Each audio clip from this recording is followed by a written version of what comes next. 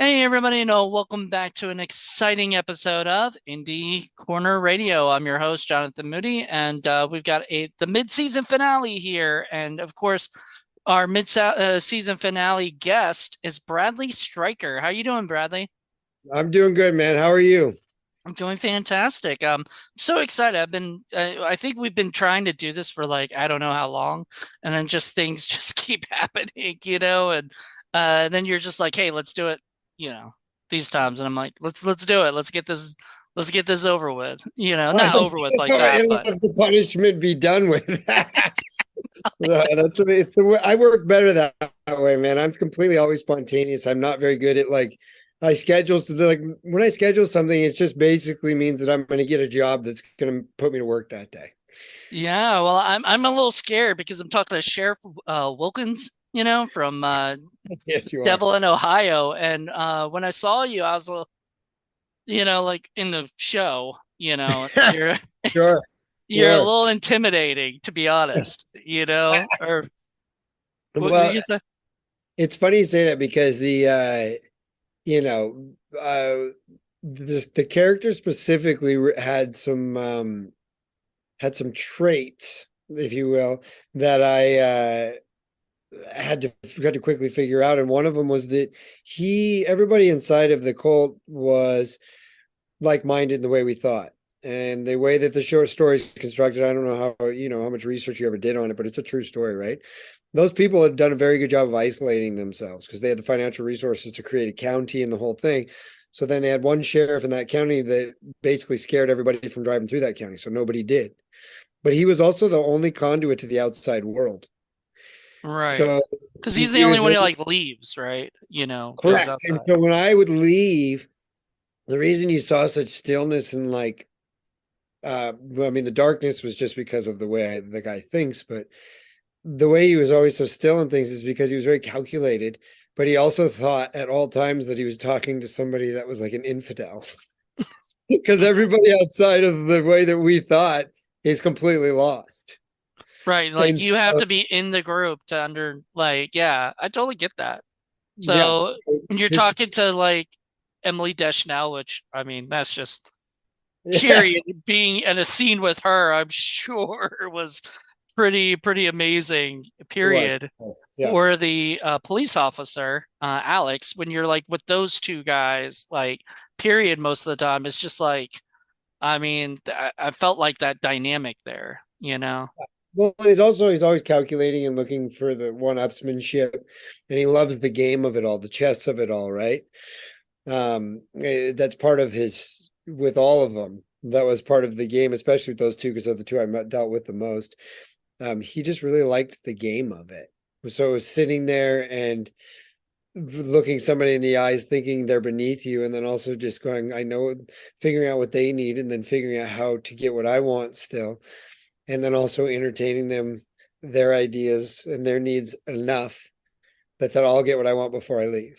So it's a game. It's all toying with them. It's almost like leading somebody to the edge of a cliff and then them just sitting still wanting something and then to go, oh, by the way, you're standing on loose dirt and just watch them fall off the cliff. Yeah. And then go on my way. That's just the way his brain would work, right? Because he thought he was so superior to everybody. Because also just the stuff that these people did was pretty dark and Now, I didn't finish it. I'm sorry. Like I didn't get the chance to like finish the last two episodes, but uh what I gathered from what I did see, and everything was that a lot of it had to do with like the idea of a girl who escapes something where that she's sort of been born into, like she sort of knows everything, that's all she knows and sort of has to adjust reality. Then your character born into this, or was he just sort of picked somehow? I know he would have been born into it because we were the actual lineage of the story would have been our ancestors, if not even ancestors, but like a generation or two above us is the ones that actually started it. Hmm. So the actual story goes back a little ways, but so there's certain people who are in it, and some people gravitate towards it. Mine would have been a lineage thing that I was. It's always been the way I've thought. Um, Whereas when you're born into it, you don't. If you believe the things these people believe, then it's very finite vision, right? It's just the way that they thought. So everything outside of that was new information, and also beyond new information, it was all false beliefs. And it's not just like normal religious beliefs. This is just their way of thinking was so specific and dangerous and violent. By the way, one of the things they did in that place is at 3 years old, to prove that you're worthy of being there, they would hang children, toddlers, 3-year-olds, upside down from a cross, nailed to it, hands and feet for 24 hours. And that's a real thing they did.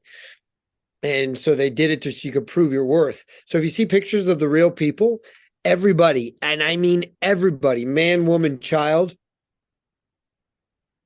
there's not a possibility that these people smiled.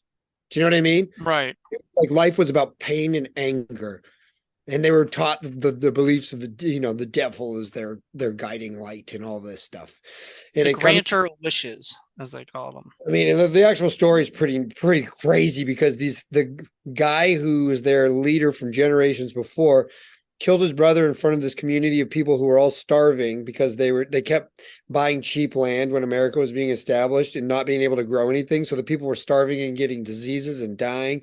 And so in front of the community of people, he killed his brother with a shovel and told everybody that he's been talking to the devil and he figured out what they should do. Took them to Ohio, where he found this lush farmland, and they became very prosperous.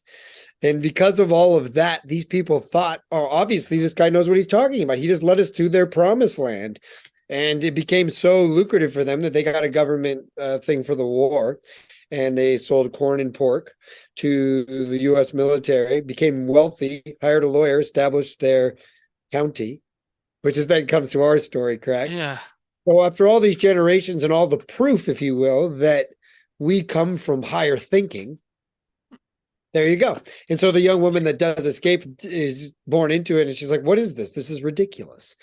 And she was Right. part of it. And she has And to marry her she father. leaves, and then whatever, like the character, right? The leaves, and then goes and meets this other family. And I, like I kind of like that. Like I liked the idea of like I remember like there's one part where the girl's like, she's so selfish. Everything's about her. And I'm like, the fuck? I mean, Exactly. I mean, yeah, she's like, it's a very interesting story, really, because I believe that's also part of the truth of the whole thing, right?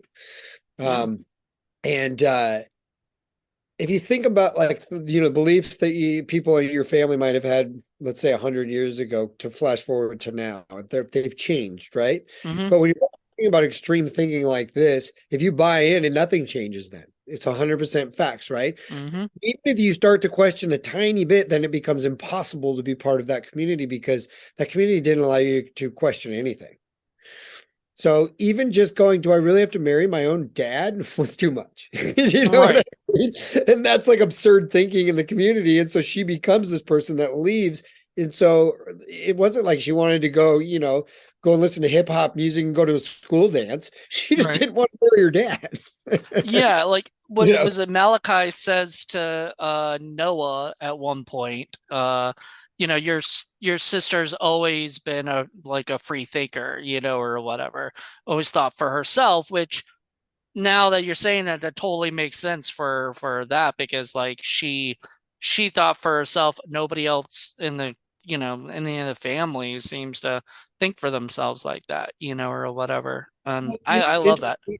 I think a lot of finite thinking, a lot of very, tunnel vision, if you will, that different groups of people have come from fears, right? They don't want other groups to take over their job, or that comes from different fears, external factors that they don't want to affect their lives. This was totally different. This was a group of people who weren't worried about anyone else. They just knew that they were above everyone else and had figured it out. They had money. They weren't worried about somebody coming and taking their county or anything.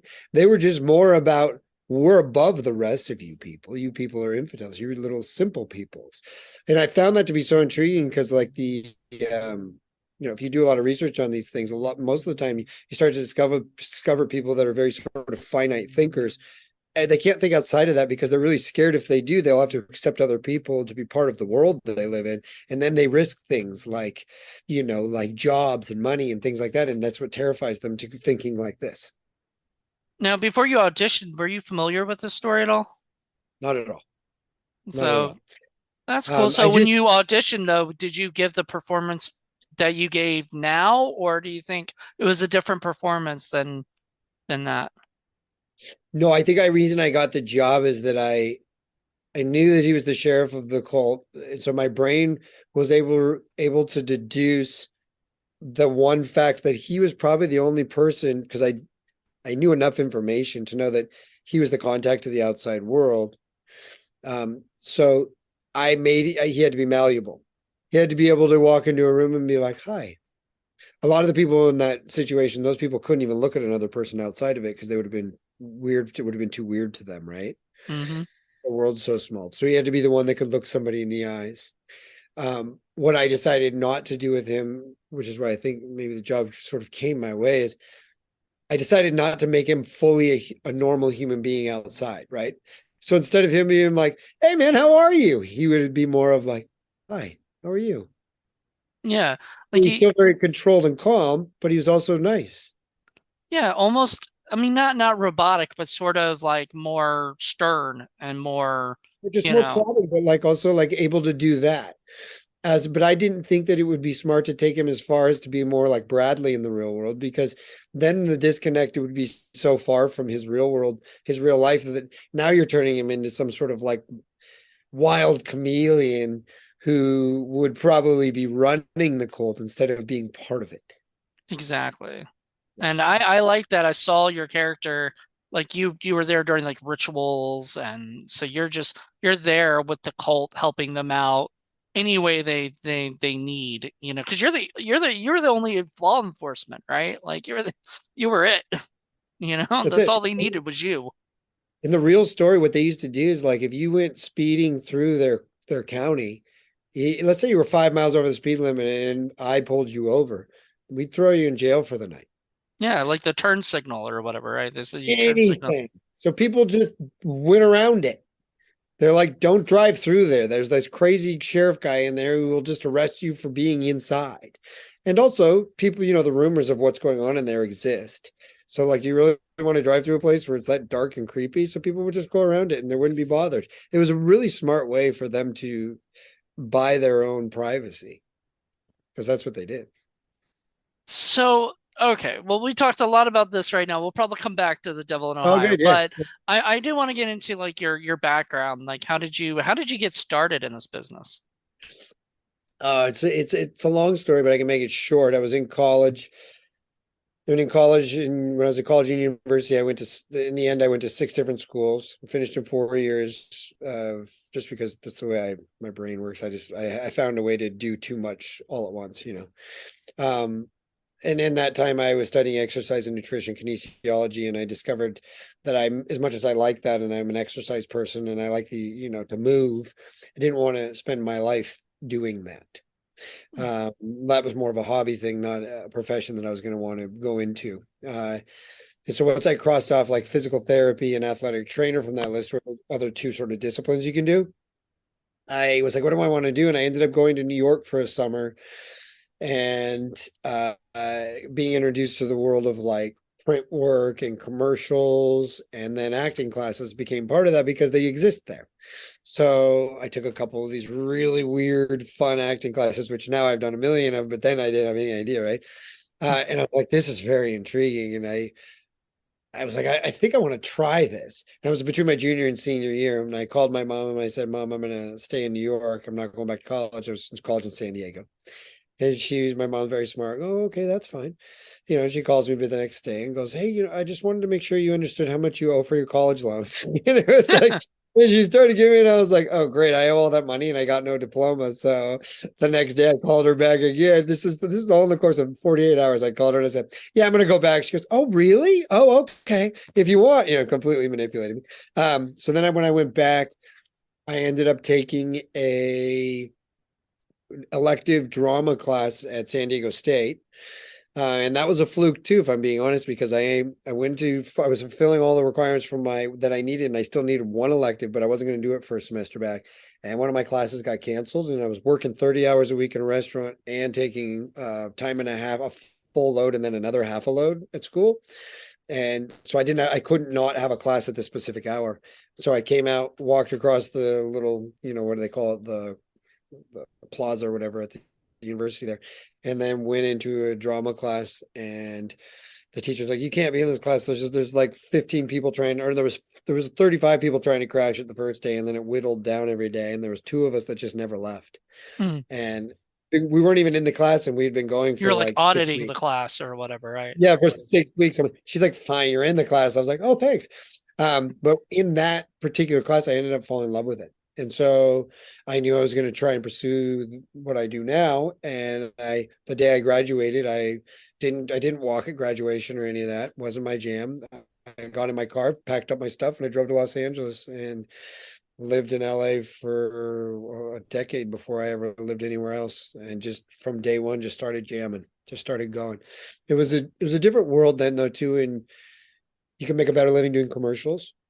And so when I was learning how to become an actor, learning how to act even, I was doing auditioning for commercials a lot. And that was a time in the past when if you did a couple of good commercials a year, I mean, you could buy yourself a house. Those Right. days are gone by now. But so I was able to work my way through it and study it. And here I am. I've been doing it for 25 years and I'm still studying. It's just the way I operate. But it started from like just kind of a couple of fluke things, and then I decided I wanted to really go for it. And then, I mean, honestly, I had to decide I really wanted to go for it because, I quickly learned it's not an easy profession. So, The first project I ever saw of you, I'm not gonna lie, is the Brotherhood, you know, absolutely. Yeah. and you worked with David Dakota. That's how you pronounce his name. You met him, you know him personally. Everybody I know has said his name in different ways. Is it Dakota, Dakota, Dakota? How David, do you say David's name?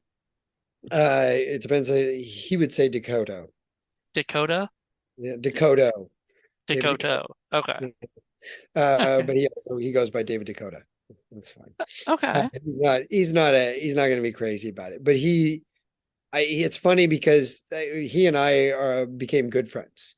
And part of the reason for that was pretty simple for me is that he gave me a huge opportunity. I'd only been acting for 2 years. I was the lead in one of his films. We shot the whole thing in 4 days. We were like 25 pages a day, which is absurd. It's insane. And it was a boot camp for acting, and it was really amazing and fun. And um, I respected that I knew what the movies were. I knew who the audience was, and I respected that he didn't take advantage or ask anybody to do anything that would push a line or make them feel overly uncomfortable. And in fact, has been somebody kind of my whole career who's always been there to throw, we have dinner and we would have coffee and drinks all the time, or whatever, over the course of the last 3 years I've known him.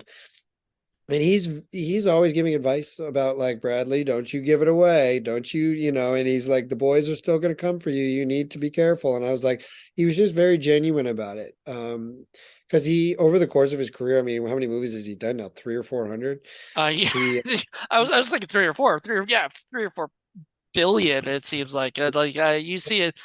He does like a movie. I feel like every month, maybe, or if not two. he's slowing down now, but and that's by choice. But he's somebody who just really cares. And everybody would have a different experience with him, but I mean, personally, I don't know anybody that had an experience where he got weirder or he was creepy or anything. He was always very respectful. He really loved his job and he loved his boys. He did. And there's nothing wrong with that because he was giving them an opportunity to be part of these movies. And he had these casting directors who did all their movies with him. And I think one or two of them, they might have both passed by now. Oh, Perry. just because I remember that every single time I would see one of his movies, it almost felt like the same people in the crew or whatever. Like Howard Wexler was like the DP for a lot of them, and a lot Yeah, of yeah, these. yeah. Well, and he Uh, knew he had a formula and it worked. And what was funny about the Brotherhood is, all of his movies back in the day ended up at Blockbuster, right? mhm. That was he told me this. It was so funny because the Blockbuster was based in Texas, I think, at the time, Dallas maybe. And I said, Dave, how did Blockbuster end up with all your movies? Because I got phone calls from like Eastern Washington, where I'm from outside of Seattle. And I have friends in Eastern Washington, and they would call me. This is before cell phones, they call me from their landline at home. Stryker, I just walked into this room and you're a it wasn't before cell phones, it was the beginning of cell phones. Yeah, I walked into the thing, it's at Blockbuster, and you guys are your movie's three whole like walls. And I was laughing because I'd be like, Dave, what is this thing with the guys at Blockbuster? How come they love your movies? And he's like, Bradley, there's three queens in Dallas that love my stuff. And I was like, that's so fabulous. I died. And so that's why they bought every one of his movies for years until they went away. Yeah, that's amazing. And so you worked with him for like, a few movies. I know at least that you did the Brotherhood, then you did Final Stab, which I'm a huge Scream fan, so like that was like David Dakota doing Scream, which was freaking Right. awesome. And Yep. then see the I know Wolves of Wall Street as well, which Yeah. Yeah. I think you had a smaller part. So I'm pretty sure that was at the time you were starting to get out there a little bit more, and you were probably weren't able to do like a lead role, Yeah, or that was whatever. it. That was the beginning of me working a lot more outside of sort of indie stuff and working way in television, things like that. And so yeah, it was Dave and I have always remained good friends. I really still like the guy. I think he's funny and charming and we have a good laugh together. And then from there, of course, it's the thing that most people don't realize about being an actor is that you not only you have to learn how to do it, and then you have to find a way to get jobs, but you also have to find a way to build confidence. And you can be real. I am friends with so many very, very talented actors who just never really got a good shot to work.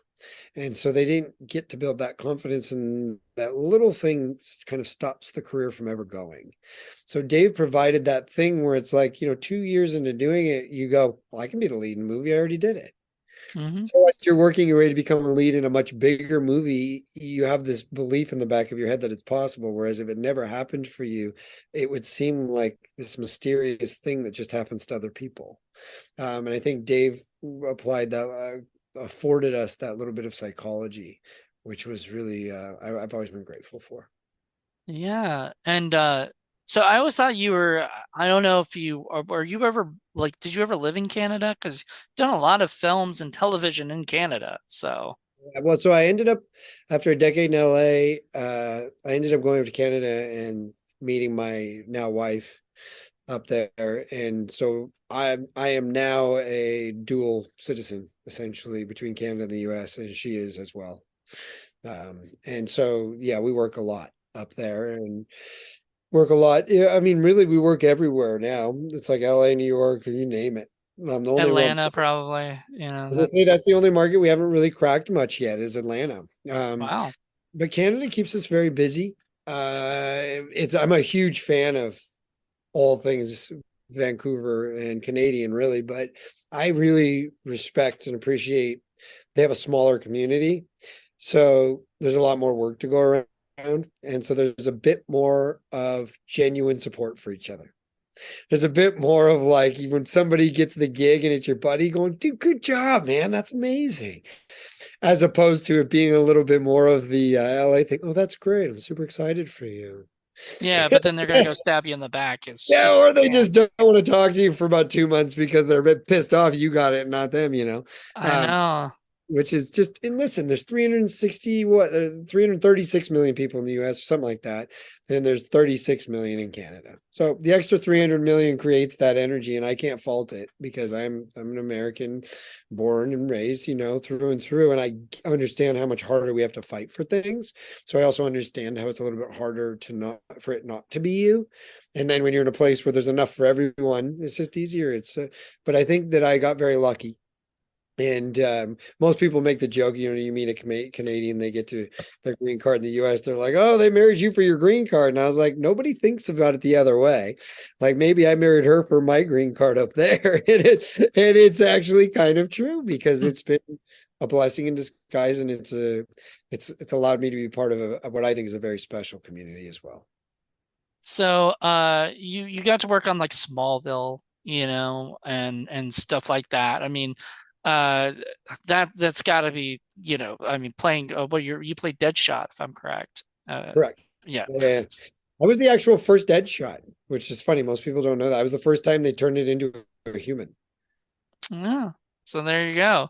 So the Yeah. first Deadshot, and you got to actually, because I was doing more research and I was looking up on YouTube, and I saw the clip from I guess it's was it episode 2 from season 10 or whatever, where you're going after Carrie Lynn Pratt and stuff, who I'm a huge fan of hers too. Like I love her as well. So I don't know if you were, yeah, if you knew her very well, I just knew her when I worked with her, right? And then that was a very quick relationship. It was unfortunate because I had been auditioning for that show for years, and I got close to a couple of other parts, kind of all super villain type guys, and then I ended up getting that one, which was great. But then the show quickly found out that they were going to be done, so I got to do 2 episodes in the end.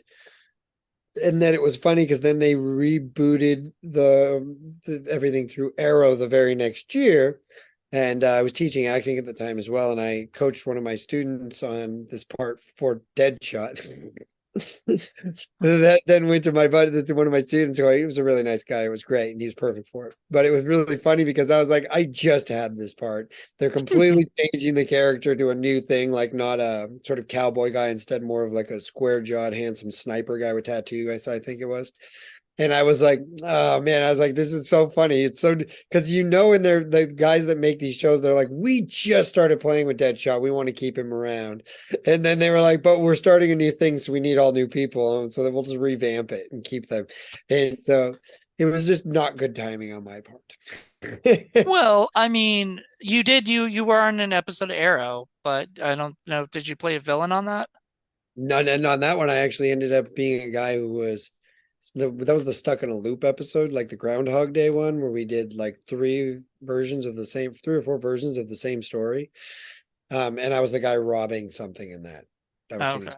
yeah, the bad So guy. and Arrow had the Green Arrow had to come after you or whatever. Well, Arrow, Yes, he because they did. never call him the Green Arrow because I guess they thought that was too cheesy, Correct, correct. or something. He did have green somewhere in his outfit, didn't he? He believe he did. He did. He had a green hood, kind of like I guess what you're wearing right now, Yeah, like. yeah. There you go. But you could be the Green Arrow now if they reboot There that you go. again. This is my audition and done. It's funny because you're right. Like right now, they've ended the Arrowverse. Like Flash is done and all that stuff. And I think like Supergirl, all of them are done. And I don't know if they're gonna have to reboot that at some point. It's just gonna be a little different or something because Well, it's right now. It's the host is gone. The host is going away. CW is changing, is revamping everything. oh Uh, wow. so the CW is now. It got. I don't know if it got purchased. I believe. So, like, if you're kind of sitting back and watching what they're doing, the CW just picked up a contract for golf, and the rumor is that they're going to be doing a lot of reality television. Well, that kind of sucks. That reminds me of like the USA days, where USA used to be like up all night and all these other stuff, and then it got revamped, and now it's just like wrestling and other things that have nothing to It'll do be with. interesting to see what happens because the CW was a sort of a bigger entity, and I don't know, like, but their viewership was never really super high. Do you know what I'm saying? Like, Hmm.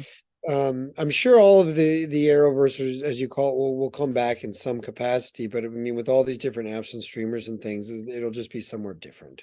Will probably be Max, the because that's run by Warner Brothers, so and everything. And it's DC, so they'll probably somehow do that. I wouldn't be surprised. It's just Yeah, and it would probably be a little different though. It would probably not be so young. It might be a little bit, there might be more of an adult feel and also a little bit more grit to it, not so polished and pretty. Who knows? Maybe I'm wrong, but there's a lot of things that could change, and that would be quite interesting, actually, wouldn't it? If there was like a whole group of shows like that that were really Dark Knight, dark and gritty, and like that would be exciting, I think. But Yeah, I mean, they really haven't done that in a while, so having that as a superhero thing, like superheroes with edge, like the Batman was a perfect example of that because, you look at that and it's just it's darker, it's grittier and stuff. But then you look in Joker, that those two are, but then you look at a lot of more of the other stuff, they're a little bit lighter and a little bit more kid friendly, and stuff, 100%. which so I also love that you were in freaking Supernatural, one of my favorite shows of all time, by the way. Like I absolutely love that show, and that you played two different roles, not the same roles. So, Right. how did that happen? It's the show went on for forever. you know, So people just forgot, like, After a certain amount of time, they would recycle people, right? And so I got to play two totally different people. The second time around, I actually worked with a young woman who I'm sure you're familiar with, Catherine Newton, mhm. who ended up, of course, being in the new is the Ant-Man movie, I believe Ant-Man she. movie, yeah. Yeah, and I mean she's blown up and become, but she just happened to be doing her arc of what 8 episodes or whatever at the same time, so our characters crisscrossed. And she was young and very, very sweet and lovely. And it's actually a funny fact. Most people don't know this, but she's almost or is a professional golfer. I did She not is know that.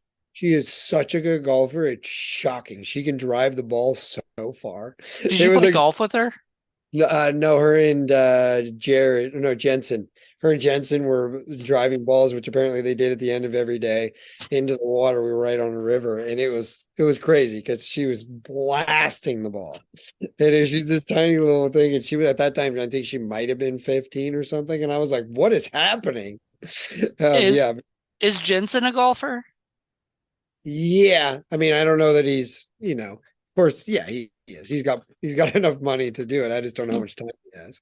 Right. Because, well, at least back then when they were doing Supernatural, that seems to be all they could barely do. I mean, that was what, 10 months a year on that thing. I mean, and their families lived in Texas. It was just a big, they had a private plane that they went back and forth on and all that because they were like just trying to survive and have lives. But that was a long period of time for them. They sacrificed a lot and they got compensated. But yeah, I mean, and also him and Jared are both just very, very nice guys. Very nice guys.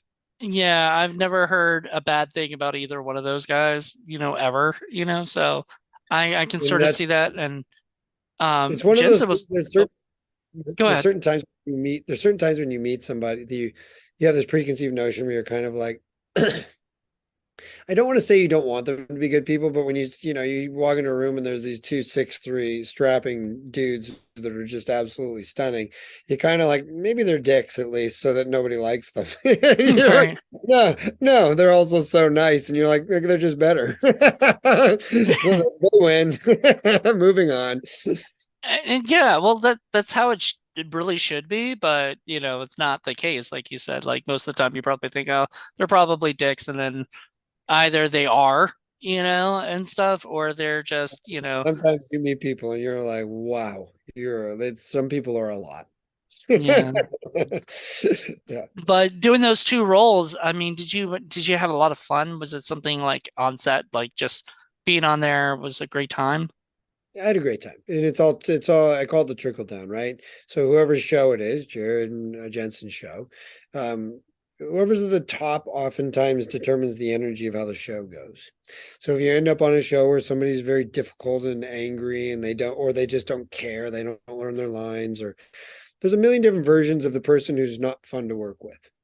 And that's always hard because you're there and you want to do the job and you're in a toxic set where everybody's on edge and the crew doesn't like the actors because number one's not nice to them or whatever it is. These things happen. And then there's shows like that where the number one and they're great to everyone. So everybody's just having a good time and everybody's having a laugh and everybody feels like they matter and they're valuable. So going on to those shows is a blast. You have a really nice time.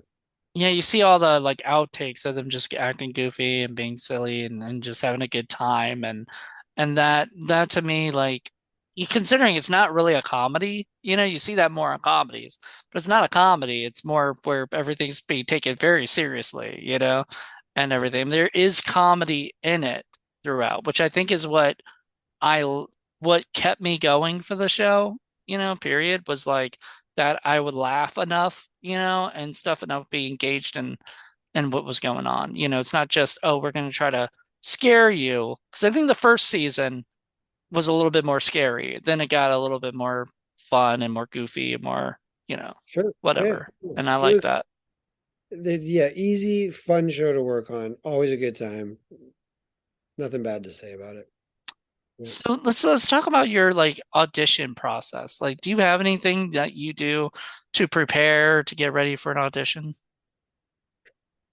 Well, now the caveat is that I've been doing it for 25 years, I think now. So the truth is there's a lot of mechanics and a lot of homework that goes into it. So well, I have a process when I get it sent to me from that point until I film it and send it off because it's all done by us now, right?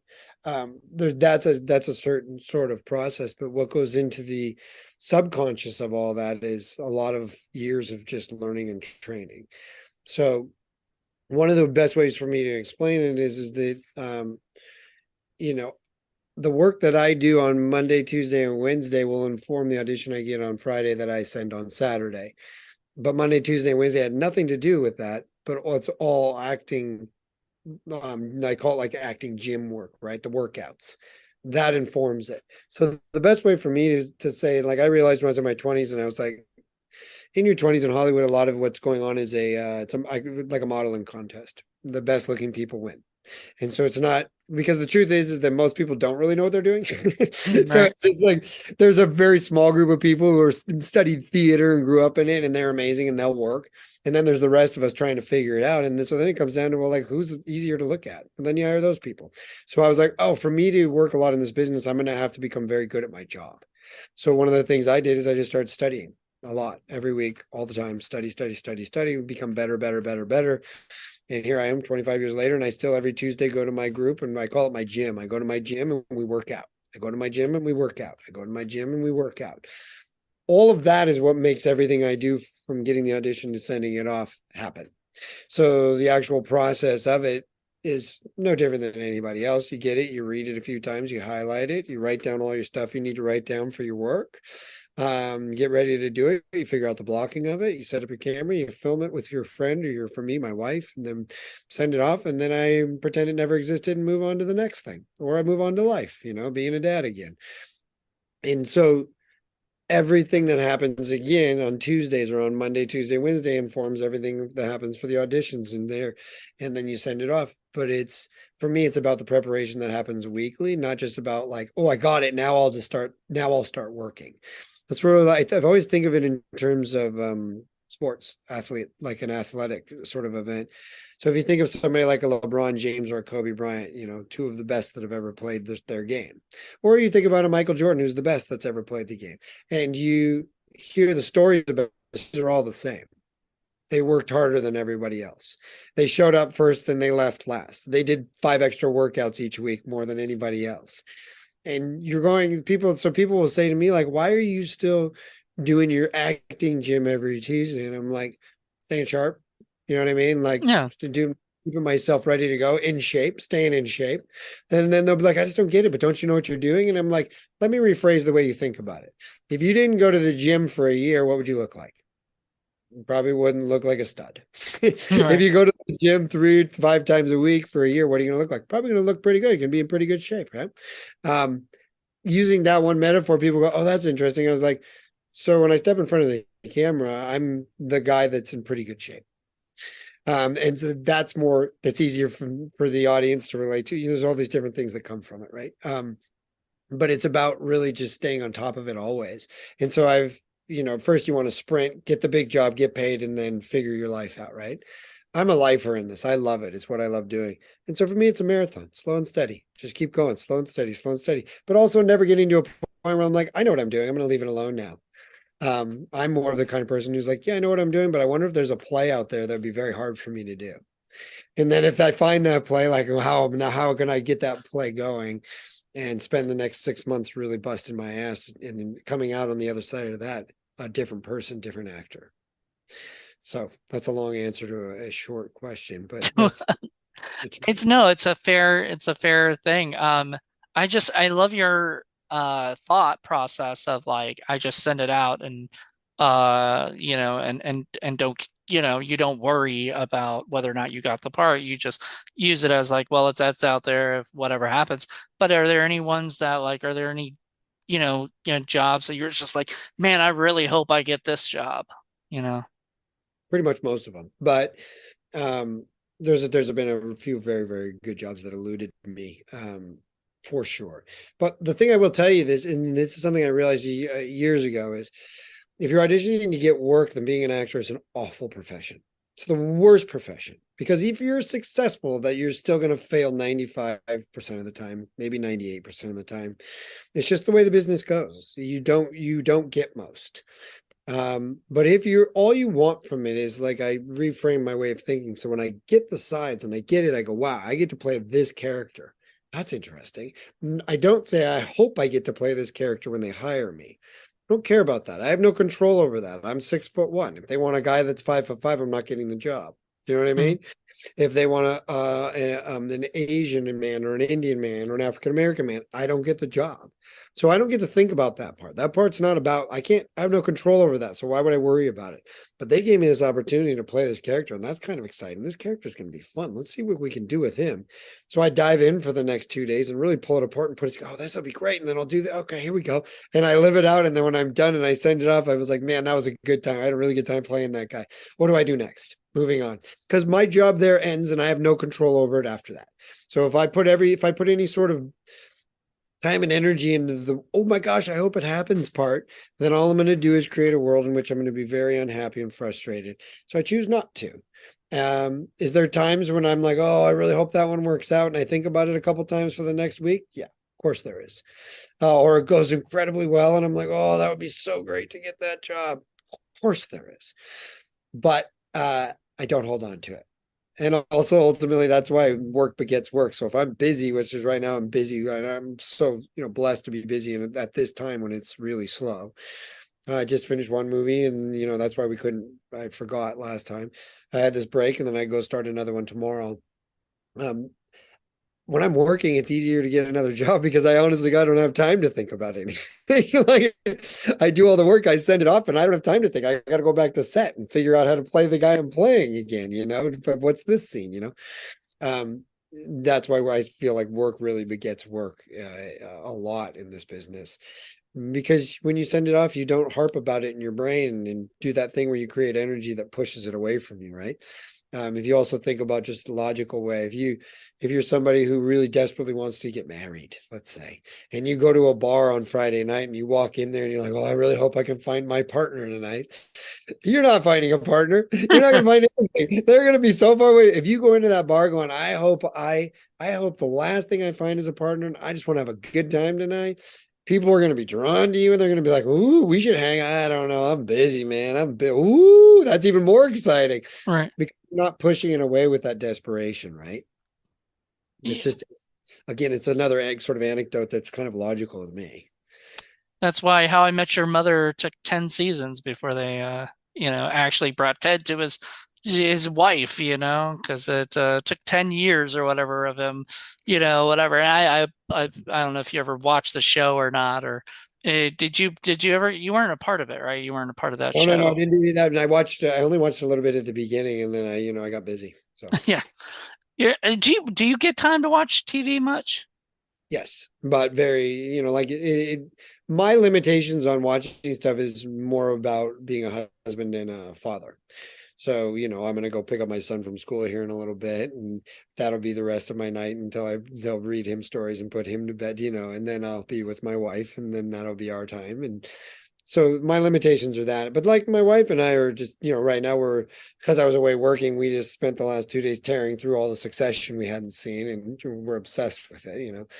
So we find our different places to land, but then she has the short shows that she'll watch, and all of mine that I'll watch when we're apart and I'm filming on location or she's on location because she's an actor as well, right?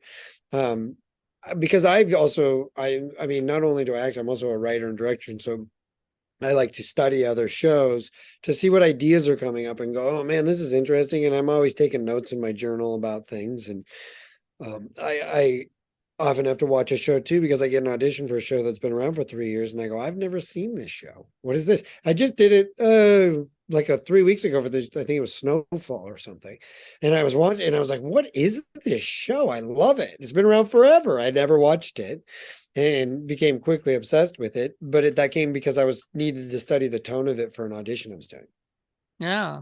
So you think of like, it as spending time with your family and slash research. Absolutely, Uh, absolutely. And it drives That's my wife nuts when I watch a movie. I'm always putting, honey, you know why that doesn't work? And she's like, I don't. What? And I'll and I'll tell her why the story point didn't work because it landed in the wrong spot, or I'm like, they've inverted the way story works here, and I just don't see it. Or like the character just defied themselves for this reason, and she's like, "Oh, geez, just watch the show," Do you you ever know. do that for your own movies? What do you mean? In what Like regard? like if you watch something that you've been in, like a TV show or a movie, do you ever go, "Oh man, I wish they hadn't done that take," or "I wish that hadn't happened Oh, necessarily." absolutely. And the farther along you go in this business, the more you maintain enough control over what it is you're doing so that that doesn't happen. So you don't present anything to people where that's a possibility, if that makes. Right. But generally speaking, I'm not a person that doesn't watch anything. I don't do that, but I also don't watch everything. There's a lot. I would say I've only seen 25% of the stuff I've done, and that might be Oh wow. generous. It might be more. And it's not, it's because I read the script and I went and did it. I don't need to see it. I already know, I already had I already watched the show. And I feel like I've already accomplished it. Like, it feels like it's redundant to me to sit down and go, because then I'm like, I already know what's going to happen. I'm not entertained by this. Yeah, you've read the script, Yeah, even if your part's smaller than the bigger cast, you you still you've read read the it. script, you've seen everything. The girl gets the guy at the end, the end, you know. There's a lot of times when I'll read scripts for like auditions or things like that, and I'm so enthralled with the idea of what the story is of the script that when the movie comes out and I wasn't in it, that I'll be like, oh, I'm watching that, and I'll be like, wow, they made a better movie than that was on the page. Or more, what happens more, I believe, is that I'll watch it and be like, oh, they could have done these things or this thing or whatever. And I also just sometimes find it's intriguing when you see the actor that played the part you were auditioning for. And there's a few times where I'm like, wow, they hired the right actor, and it wasn't me. I was like, they definitely made the right choice here. So I give them props on that too, right? I kind of view that and also in like real life situations of like if I didn't get the girl, or whatever, and then Sure. I see the guy that she's with, I'm like, that guy's perfect for her.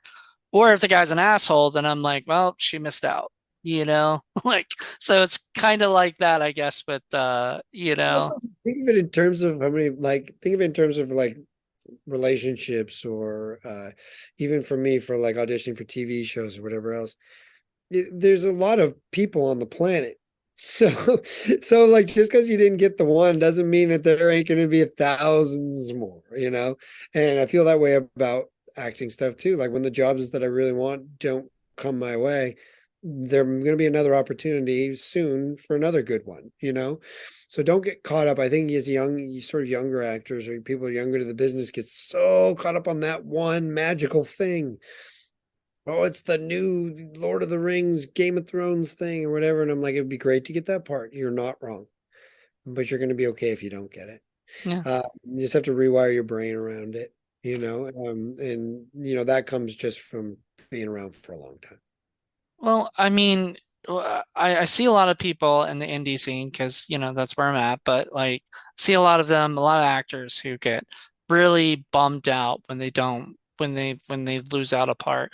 And I mean, I'll always remind them that like, it wasn't your fault, like it wasn't, you're just not what they were looking for. And I get it. It's very disheartening, when they constantly get rejected and nothing seems to be working, like I get that. But I would rather them have your mindset of like, yeah, it's gone, it's out. If I get it, I get it, kind of thing. If I don't, There's I'll move also on. And there's also another thing you can do to like to keep yourself motivated and not victimy. I'm playing the victim card. Like, I can't believe nobody likes me. It just doesn't work. And for me, it was and I decided this when I was about 5 years in. And so here I am 20 years later. I was like, and I'll remind myself from time to time about this. I'm like, what if you, and I would challenge myself, I'd be like, what if you become so good at your job that they don't want you, but they have to hire you? They can't say no. They want to hire their cousin or the person that's better looking or shorter or younger, but they have to rewrite it for you because you're just that fucking good. So I'm not saying that I'm there, but what I am saying is that that's always a pursuit. And so Mhm. within that pursuit of getting better and growing all the time, I do present something that sometimes is quite appealing and which causes people to go, I didn't see it this way, but maybe we will go this way. And that comes from the integrity of never stopping the process of growth. And that comes from the integrity of weekly work and taking ownership that this profession is not like anything. It's not unlike anything else in life, whether it be relationships, being a dad, going to the gym, eating healthy. You have to constantly be on top of these things. Otherwise, you don't cultivate it and it won't grow, you know? And once you kind of approach it from that place, it's easier to keep going. And it doesn't take all your effort, it just takes some effort. And that's what I think is interesting because people are like, I don't have any time. I don't have any. I'm like, if I have time, everybody does. So, Yeah, I'm yeah. absolutely. And I love hearing that kind of stuff. Like I feel like people just need to focus, more on the positives. I did a great job. I did the best job I could do. Then, the negatives of like, well, even if you didn't do a good job, that's okay. Like that's okay. Some days you're not gonna be there, and that's fine too. So I just feel like people I think are too hard. Maybe you say they play the victim, but they're too hard on themselves sometimes. And I think especially in this industry, you gotta just let it go, you know? Well, like life is hard, especially right now, with state of the world and inflation, and it seems like everybody's angry at each other, and it's just like it's a tough place. And there's enough. If you wanted me to go walk around my neighborhood and have everybody tell me all the negative things that they want to tell me about for their day or week, I would probably be gone for a month. Right. Listening to stories because there's just so much. And so it's like I'm not saying those things aren't valid and that they aren't real things. I'm just saying I choose not to let them be what I focus on. And so what I choose to focus on is things that make me smile and things that I think are positive and things where I think that sometimes the win is the growth. Sometimes the win is within the failing, right? So you watch the thing, you do the thing, you send it in, you're like, oh, it could be you're at the bar and you see some, oh, she is so great looking. I just would really love to talk to him. You talk to him and they're like, I'm in a relationship. And you're like, oh, great. Or you can go home being like, I'm a miserable person who blew it. Or you can go, I just met a really cool person tonight and that was awesome. There's two ways to view it. You can view it as a loss or like a victory. And the victory would come from like just spinning it in your brain. So like if you have an audition, you don't get the part going, but what a great time I had playing that character. And I actually think I learned something today. Great. That's kind of nice. So I would view it from that angle. And I also do believe in the sort of karma bank of life. Every time you put a deposit in and you put yourself out there and don't get it, you've put money in the karma bank and it'll open up and come your way, and then you'll get that part, or you'll get the 5 in a row, or here I am during all this crazy strike business is about to happen, and we have what 35 days until the whole thing closes down. And I'm going to finish a movie like 10 days before the strike. And I'm like, I was able to get 2 movies in before the strike. I was like, That's just karma bank stuff. Hmm. That's just banking it right now and staying positive and not going like becoming an angry fucker. And then that karma bank falls in your lap and you're like, well, this will be great. This is going to get me through the summer. I love this, it's a good place to be here. So you're a writer too. So like, how do you feel about this strike? Do you? I mean, I don't know if you want to say like your opinion on it necessarily, but you Um, it know. all it all needs to happen because all of these professions have become hobbyist professions where you then people outside of it don't understand what I mean. Like they don't understand like you're an actor and you made, let's say you made $15,000 in for working for 8 days. And it's like, okay, yeah, sure. But I also didn't get paid I didn't get paid anything for the 3 months ahead of that I did 56 auditions for. And in fact, in the end, that cost me money because I was also in class every week, and that cost me $500 a month. And I had to drive myself around, and I had to afford the thing and the thing and the thing. So I created about $30,000 in debt in the time to get there to make the 15, and 15 is not going to cover it anymore because life is too expensive. So all we're doing is trying to get on par. And the problem is it all got too top heavy. So, they released the graphic at the beginning of the strike where like the top 8 CEOs of these streamers and companies made from the top was 308 million a year and the bottom was 38 million a year. And that's how much the person running it makes. And I'm not saying it's easy to be a CEO. That's a hard job. But I also do think that there is more to go around than they're alluding to. So when you talk Right. with the person that's writing for your TV show that's scraping by and living in a really shitty apartment in North Hollywood, you don't have any extra money to pay them for residuals because it's airing so much and it's popular. I think that's not true. And I think that there should be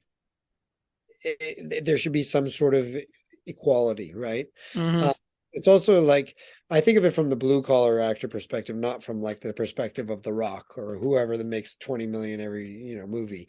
From the blue collar actor perspective, acting has become a hobbyist profession. You can't be just a blue collar actor anymore. And when I say blue collar, I mean somebody that does one episode of this, maybe 2 episodes of this.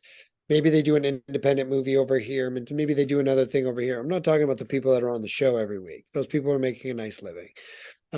It depends on the network. Sometimes they're not making as much, but um, so if you're one of those blue collars that goes from job to kind of like that, you have to have, in order to get there, you have to have like 2 or 3 other jobs to help you live, to pay for gas in your kids' school and for food and all these other things. Because just being an actor alone doesn't pay enough to survive anymore. They're called survivor jobs for that reason. You know, They like, are, and yeah, and I believe when I started acting, I think a guest star 25 years ago paid in the neighborhood of $5,000. And today, if you're on one of the networks, it goes up to $8,000. And if you're doing a Netflix show, they can offer you 4,500, which is a pay cut from 25 years ago.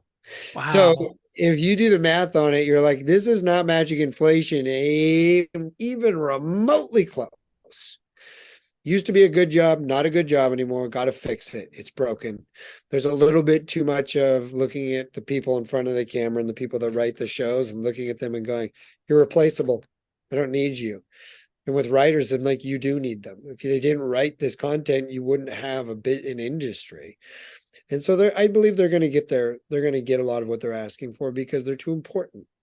I know there's that AI stuff, the situation with that, and that scares the shit out of me because, like you said, they need writers, and if they go, you know, please write me an episode of Supernatural, and it's just the most basic, boring thing because an AI guy doesn't know how to, AI, not guy, but AI thing, Bought. bot doesn't know how to write something with heart and soul because it doesn't have one. It's just, It'll be a gimmick for this reason. And when I say gimmick, I'm like, unless you find a way to bring the human element in, it's going to be exactly what you just said.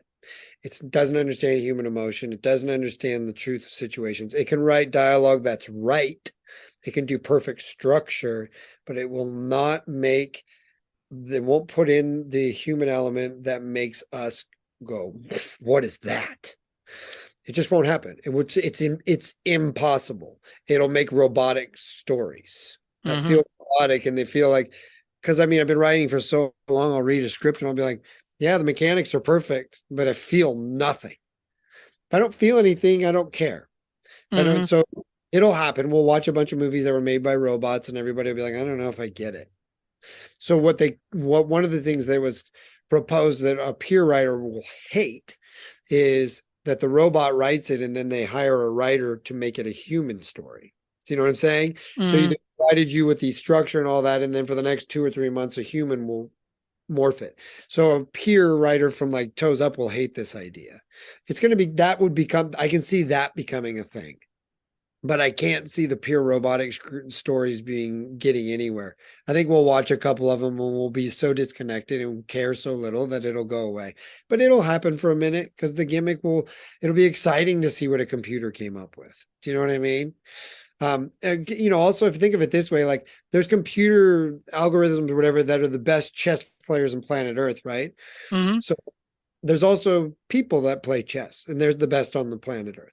So as far as I know, the only crowds that gather to watch people play chess are humans. They gather to watch humans play chess because that's more, they don't gather to watch these algorithms fight. That's just done for a couple of people sitting at home. Do you get my point? It's Right. gonna, it's not without the human element, it's not fascinating. It's not exciting. It's also just kind of like sitting down and go, a robot wrote this. That might be exciting for a second. And then you're like, I don't like it. I can't connect to it. It also, you start to go, well, what is this costing us as people? And that'll also come into account for some people's heads. And I think we just get excited by technology, and that's all I think is happening. But I don't think the idea of it replacing actual writers is a joke. That's the same thing as making movies with all holograms. Good luck. Yeah. It's you can't connect to a hologram, man. He's just not possible. There's no soul in there.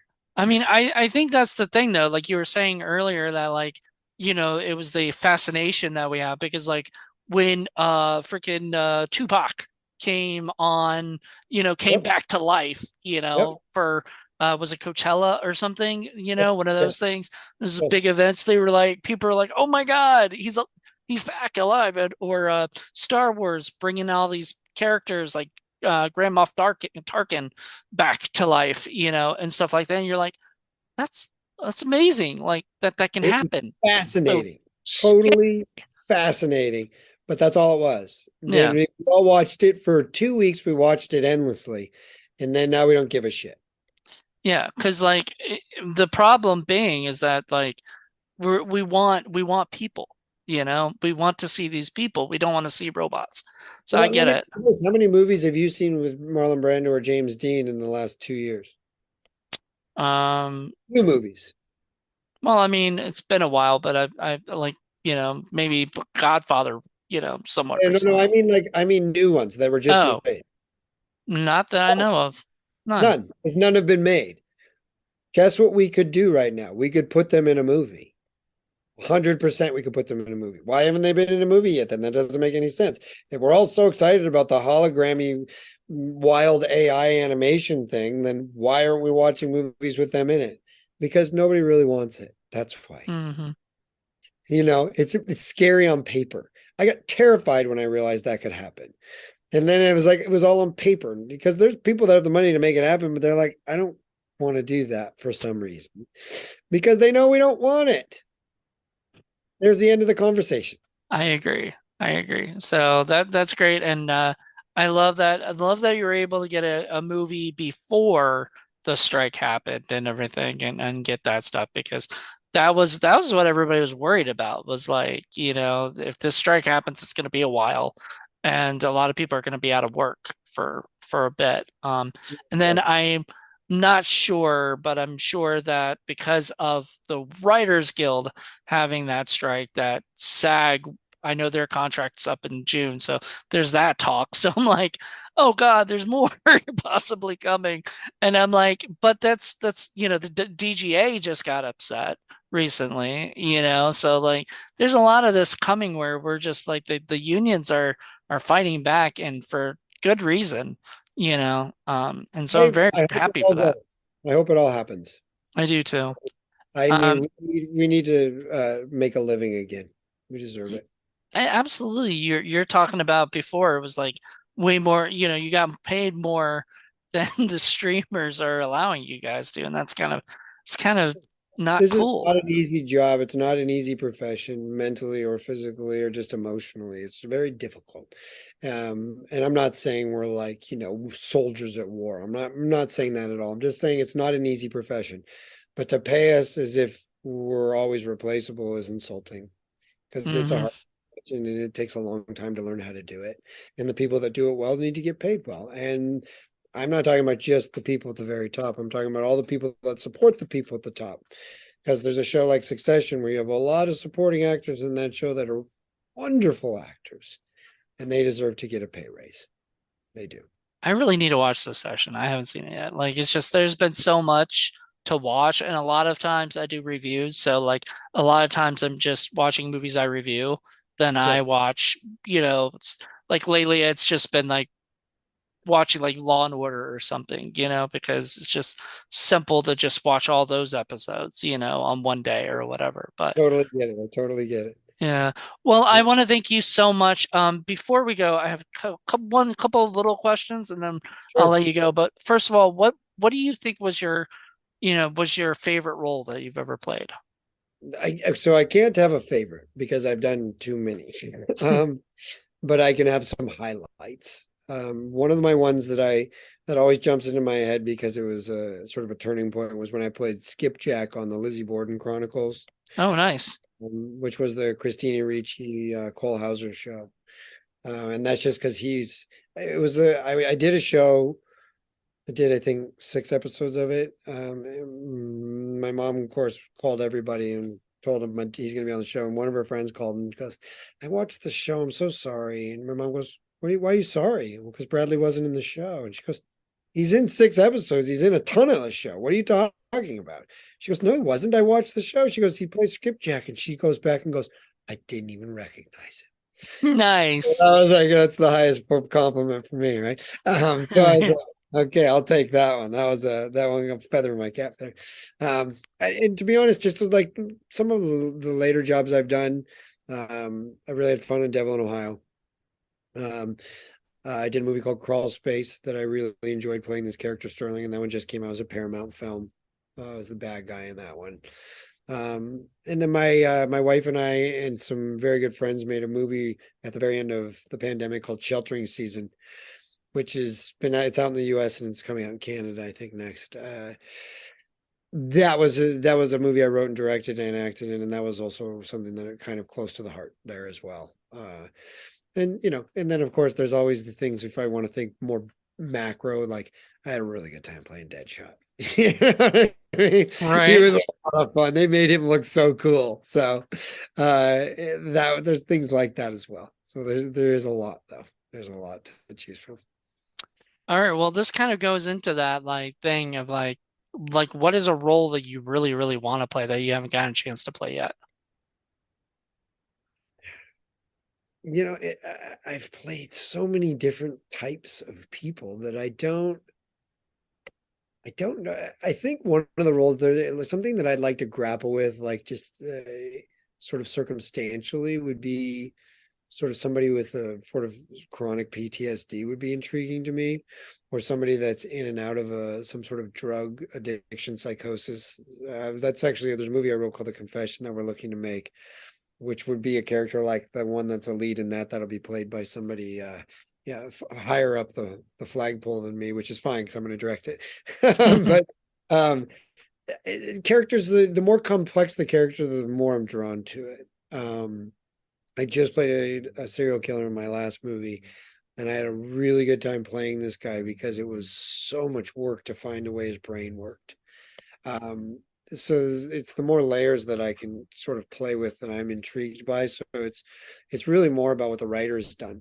What have they created that I can then add to or help fill up? And sometimes characters can be a little flat, which is not as fun. But if you find this really robust character and the ask of me as an actor is high, that's what I'm into. That's awesome. It sounds like you're more of like a Meisner actor, if I'm correct. But I did my 4.5 years. Yeah, that's part. okay, That's in there. that's in there. All right.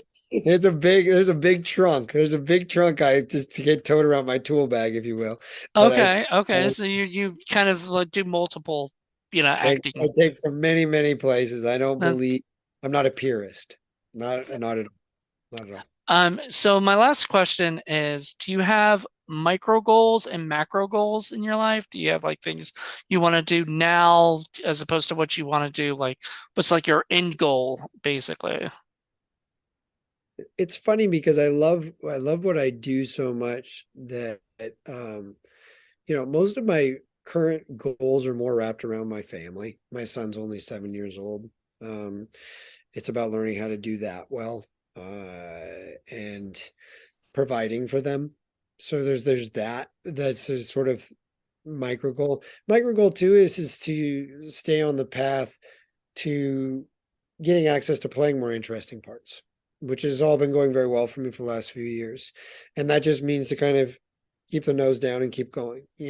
And that's been going very well, and it feels like it's headed in the right direction. Macro goals are to get to do some of the bigger, more higher profile projects as you grow. I have no control over these things though, and I think more of my macro goals are around my writing and directing, and specifically I really really enjoy directing. I've directed 3 full-length films, and I'd like to help that grow more as I go, because the storytelling, I mean, energetically I'm somebody who likes to be the first one there and the last one to go to bed. It's just the way I operate. The more time I can spend in that seat, the director's seat, the better off I am also as an actor. But it's just more, I really love it.